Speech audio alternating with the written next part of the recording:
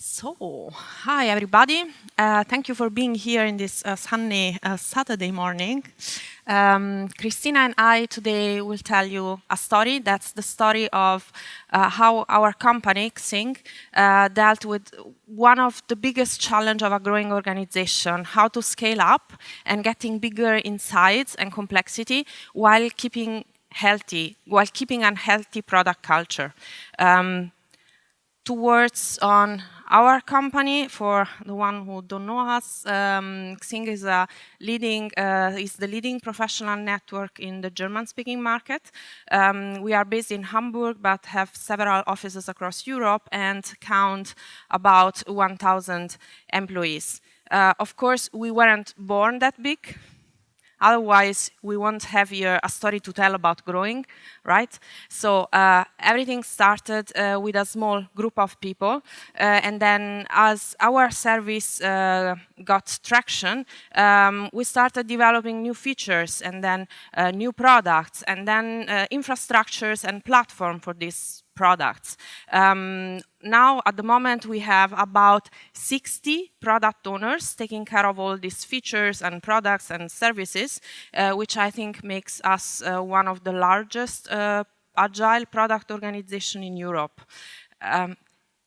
Actually, this is not the whole story. The picture is a bit different. Because as our customer base, our user base grew, also the touch points we had with this user base grew and got fragmented. So at the beginning there was only a website, but then we got one mobile app and then 2 and 3 and the mobile website. So at a certain point we decided, as many others, that the most efficient way to deliver value to the users across all of these platforms was to build cross-functional vertical team, just focus on one specific feature or product. So we did, and this team would iterate and deliver the product across all of the platform to the users. And then we started clustering these teams in business units. And this business unit will have a specific goal and also dedicated resources, like, for example, marketing and analytics, to make sure all the teams would be able to reach that specific goal. And then, as we were busy reaching these specific goals with our teams, what happened is that we started losing sight of each other. We actually lose contact, and with the contact, the context, the big picture. So what we realized at that point, that having a strong and healthy product culture itself, it's not enough. So XING always had since the beginning a strong product culture. This product culture needs active care. So we start reflecting and thinking on it, and we realize that we need to take care of the product culture exactly as we take care of our products, trying out new stuff and checking if they work and iterating on that. So we focus on what we found out were the 2 core needs we have and we had as a product organization. The first one is learning. What are our colleagues doing and why and with which outcomes? And the second need is alignment, to make sure we are still on the same page, we are still contributing to the same ultimate goal without getting in the way with each other. So now I will hand over to Christina that can tell you something more about learning. Yes, hello, but before is the microphone on? Before I jump into what we did in the area of learning. Yes? Okay, so before I jump into the area of learning, one little anecdote. Our talk is actually called Product Culture in Growing Organizations. On the agenda it says product culture is growing organization, which is actually a very nice tweak that we didn't intend, but Rolf made sure to have it, to have put a whole new different perspective on that topic, right? So, learning, getting better every day. So what we can say is that the area of learning for product managers is really different than standard kind of learning at school. So, I mean, look at you. It's a Saturday morning, it's sunny outside, and you're sitting in a conference room. And why is that? Because the standard product manager is normally very motivated, wants to get better, wants to learn new things. And this is also why you are here, right? So when you consider learning in a product organization, you can make sure that there are already super motivated people. They read a whole lot of books. They tried different methods. They worked in different organizational setups. So learning for product managers is really about bringing good people together, make them share and exchange, and then grow together. So all of you know the build, measure, learn cycle. I won't go into any detail here, but what we found is that you can actually also apply the build, measure, learn cycle to learning for product managers. Just go ahead, try a method, a tool, a canvas, whatever it may be, then see if it works. If it works, keep it, continue, tweak it. If it doesn't work, try to modify it, or go ahead and try something new, right? So, and I'm going to show you now a variety of the things that we have tried at XING. Maybe some of you are interested for you or your organization as well. So the first part will focus on learning from each other. So I'm going to start with a thing that we tried that did not work for us, and that was a learning marketplace. So the thought was we all have different backgrounds, we have worked in different organizations, in different setups, we've tried different tools, worked in different product areas, and so on. And I mean, we're quite a large product organization, so we thought the food for exchange is already quite big. So we thought, why not introduce a learning marketplace? So the thought was every product manager has a very simple profile. You would just list your name and then the areas where you would feel comfortable to hold a session about a specific tool or whatever. And then on the other hand, what you would seek, so kind of areas that you don't, that you are not really familiar with or just want to learn more. It just didn't work. So I think after kind of 3 weeks, we had 5 filled out profiles and we kept sending reminders, but somewhat the number didn't grow bigger. So we said, okay, then rather not forces, then we do something else out of this general idea. And what we did is we transferred the idea of the learning marketplace into 2 things. One is a training day and the other is a bar camp. So at XING, we often have bigger topics that guide us through 1 year, so kind of themes. That can be things like how do we do small screen development, the freemium model, so probably you know that XING has a free basic membership, but also a couple of additional premium memberships, and so on. Or also kind of bigger projects, overarching themes that are valid for 1 entire year. And so what we do is that one team or a group of people that feels particularly strong in that area organizes a full day for all product managers as a training day around that topic. So you have parts of the training day, kind of as you see here, more in like school style, where those people really speak about what they have learned, new insights on that topic, new research, new numbers, whatever. But also we make sure to include many collaborative sessions. So on the one hand, this prevents people from simply falling asleep. If you just have 1 full day of really front talks, then it's quite hard to stay active in your mind.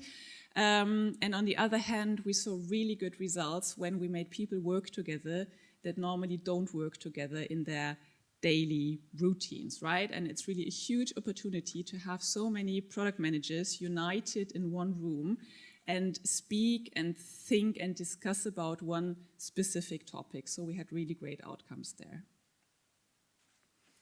So the other format that we developed is a bar camp. We organized 1 entire day as a mini conference.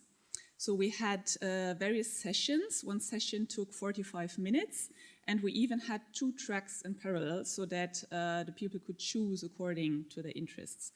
And we treated topics like story mapping, different research methods that we had tried, like diary studies or design sprint or whatever. And we also invited colleagues from other departments like user experience, user insights, analytics, user care to contribute, and they held really great sessions about various aspects. And we really got great feedback there. What we do afterwards, after such days, is we send out a little survey, just really a basic one, asking kind of how did people feel about the day, did they like the sessions, is there anything to improve for the next time?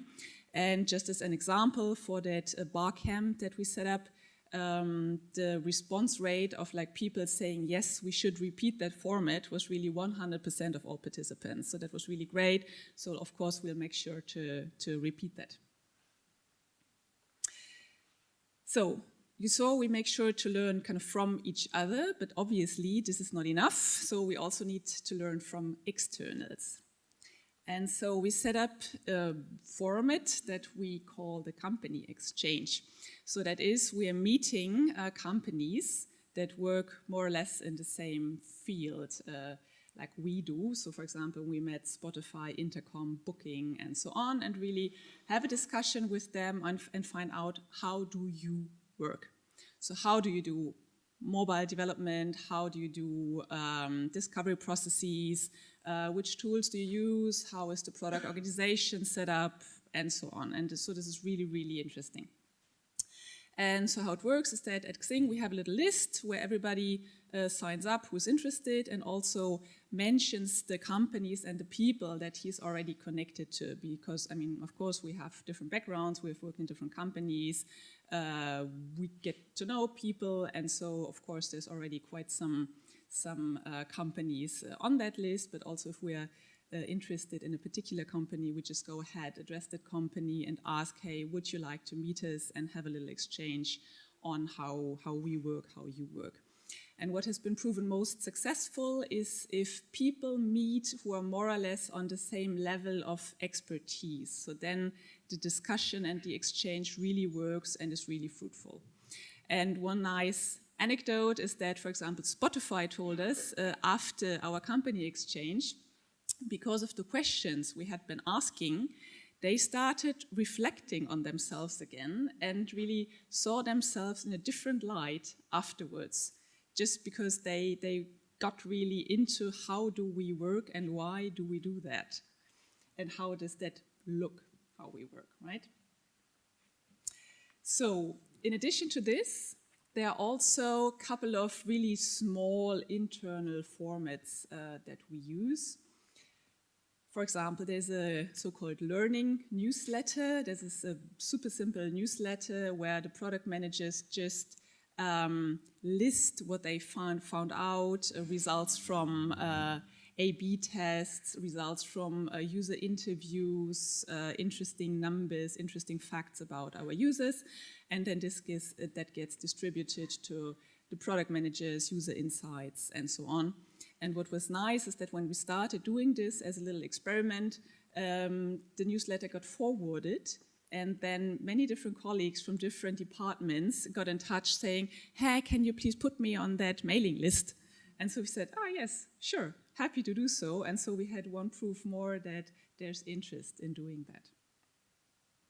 Also on xing.com, we have a closed little exchange group just for the product managers at XING, where we share interesting articles about facts and figures, updates from the industry, and so on, and you can have a little discussion around that.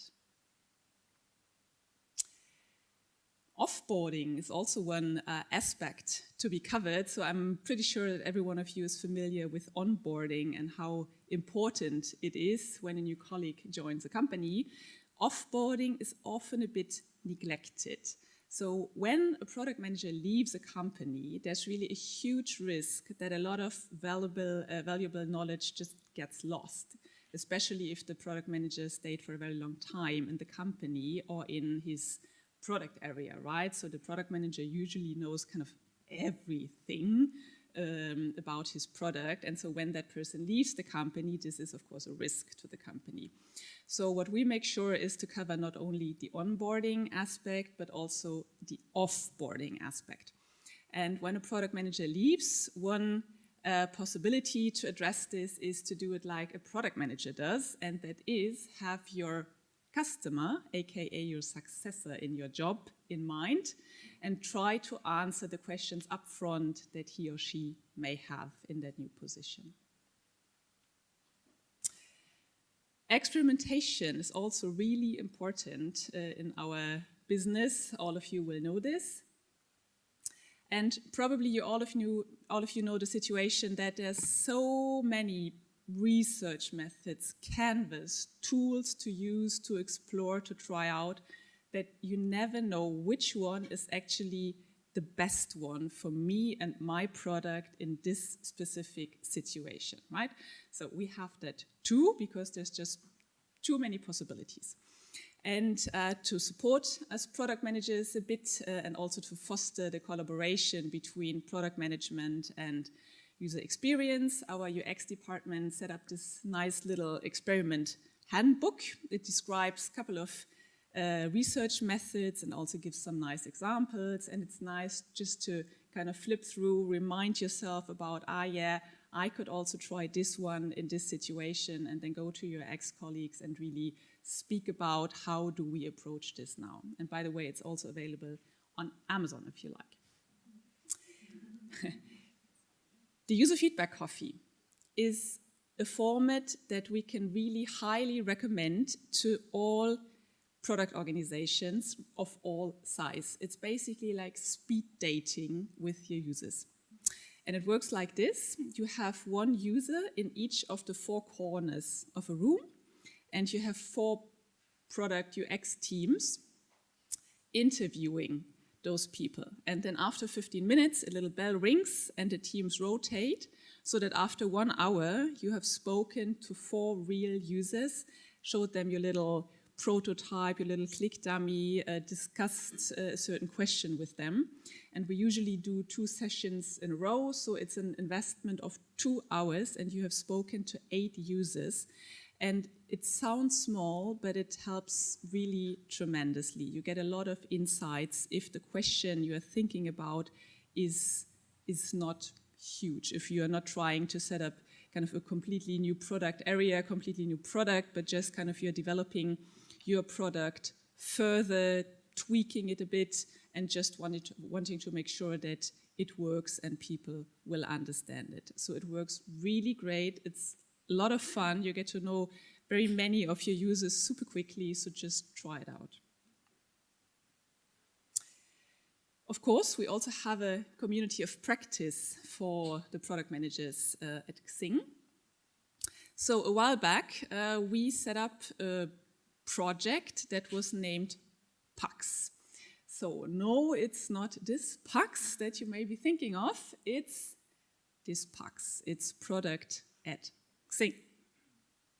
So what we did is we set up a North Star. So we developed principles. How do we want to work? What is actually good product work for us and what is rather not good product work for us?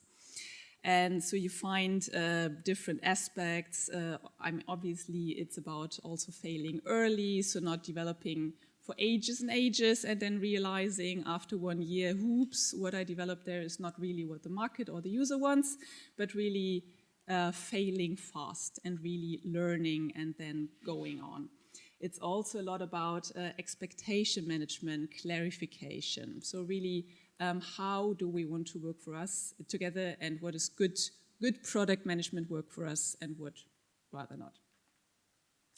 And one part of that PAX initiative is also giving kudos. So if a product manager colleague did a particularly good job according to our values and principle, then we can give him or her a kudo, just kind of stating what was especially good, and then that person gets a little like voucher for Amazon or other companies. So you saw we do quite a bit. We try very many formats. We really keep iterating on them. So whenever we see something is not really working anymore, or we should look into a different format aspect, whatever, then we just do it. So that was now a rather quick overview. If any of you has particularly questions about a certain format, about what we tried, what not, what worked, feel free to discuss it also in the Speaker's Corner or later. And with that, I'll be handing over to Lucia, who will speak about alignment at XING. Yes. So, alignment. Is the mic on? Okay, okay, awesome. So, alignment is central to the day-to-day work of every product manager in XING. As it is a pretty big and complex company, we have multiple dimensions of alignments. So we do not only align with our team and with our management, we also align regularly with our peers and partners. And sometimes when the conversations get really tough, we also need to align with our peer stakeholders. So over the time, we develop multiple occasions for exchange and some artifacts that would foster it.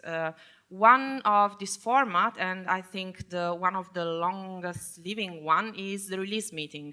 The release meeting is a weekly appointment where all product managers get together in front of a huge Kanban board and just present which features are about to get released to the users and explain what's next in the pipeline to all of the other product managers, but also to our colleagues of user care and marketing, so that everybody is aware of what gets shipped to the users, and we are able to provide a fast and just-on-time feedback to them if they reply to us. Also, another format is the Product and Friends that I would describe just as a weekly get-together. This meeting has two major selling points. One of them, the absolute highlight, you see my colleague is eating it. It's a Franzbrötchen that are brought for every appointment as we meet 9:30 in the morning. And the second big selling point is that it's a huge opportunity to just grab a colleague and talk about whatever topic may have cropped out on whose you need really a short time feedback, a fast feedback on it, without having to set up a formal meeting and have to wait. So it usually is made so it's split in two parts. There is a first part, the first half an hour. It's a slot for presentation.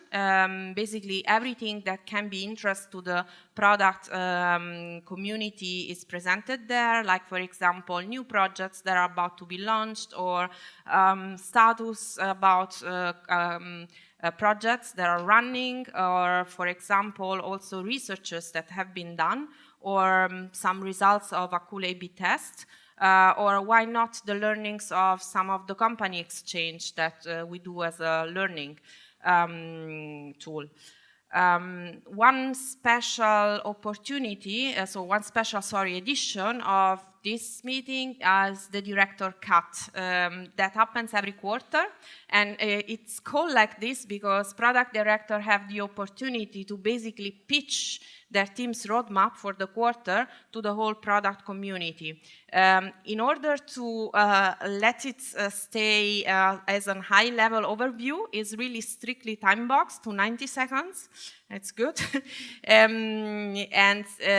Basically, it's a great opportunity to understand what is going to happen in the company in the next 3 months. And it's really easy to understand if there are like any dependencies that you may have not thought before with something you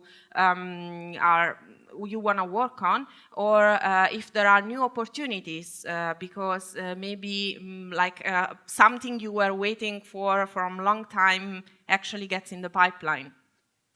Also, there are some rounds on the product lead level where the alignment and information exchange happens on a more strategical level. And as you may see, we put quite some time and effort in aligning. So the question is it worth it? Short answer, yes. Otherwise, we won't be doing all of this. And it has for us 4 major benefits. One is to avoid waste, because sometimes you realize that 2 teams are trying to solve the same issues in 2 ways that they don't match really with each other. It also helps to create synergies, because really you realize, okay, this very remote team, which I don't have many exchange with, is building something I can leverage to build some cool stuff on top. Also, it clarifies dependencies, because one of the issues of a big company is that often enough, you don't have in your hand all the pieces that you need to build what you want to build, and you need someone else to do some job before or after you. And sometimes many of these dependencies are hidden, so you just realize them just talking and aligning with all the people. And lastly, but maybe most importantly, it allows us to earn autonomy, because we realize that if we align very closely on what it is that we want to do and why is that important, we can decide for ourselves the how. We cut out a space of autonomy where we can really decide about our projects in how we want to build it.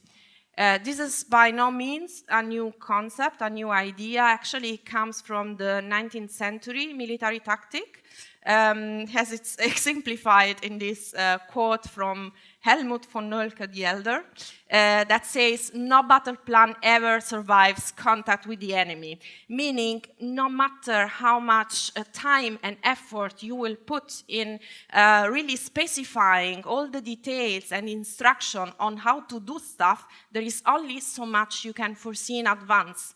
And if people don't understand why they need to follow this instruction, they cannot overcome the obstacle that they find. And actually, whatever unexpected obstacles come in their road can make your instruction useless, and they don't know how to proceed.